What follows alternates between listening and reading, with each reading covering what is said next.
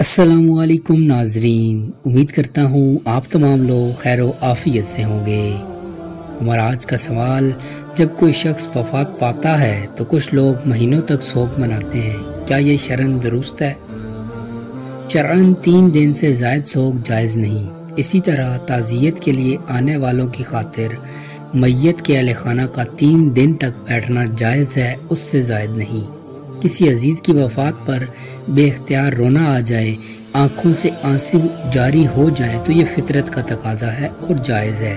جب رسول اللہ صلی اللہ علیہ وآلہ وسلم کے صاحبزادے حضرت ابراہیم رضی اللہ تعالیٰ عنہ کی وفات ہوئی اور آپ کی آنکھوں سے بے اختیار آنسو جاری ہو گئے، اس پر صحابی حضرت عبد الرحمن بن عوف نے اظہار تعجب کیا تو حضور صلی اللہ علیہ وآلہ وسلم نے فرمایا، آنکھ روتی ہے، دل غمگین ہوتا ہے، لیکن ہم اپنی زبان سے اپنے رب کی رضا کے خلاف کوئی کلمہ نہیں کہتے۔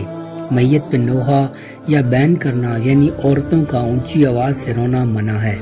اسی طرح سوگ کے طور پر اپنے رخساروں پر تھپڑ مارنا، گریبان پھاڑنا اور زمانہ جاہلیت کے طریقوں کے مطابق ماتم کرنا یا مبالغہ آرائی کے ساتھ میت کا ذکر کرنا منع ہے۔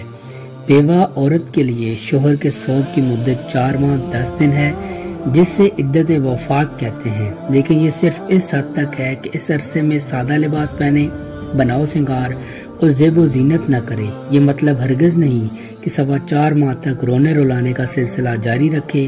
سوگ کے لیے بیوہ کا سیاہ لباس پہننا ضروری نہیں۔ امید کرتا ہوں آپ کو ہماری آج کی ویڈیو پسند آئی ہوگی۔ مزید ایسی انفارمیٹیو ویڈیوز دیکھنے کے لیے چینل کو سبسکرائب کر لیجئے۔ جزاک اللہ خیرہ۔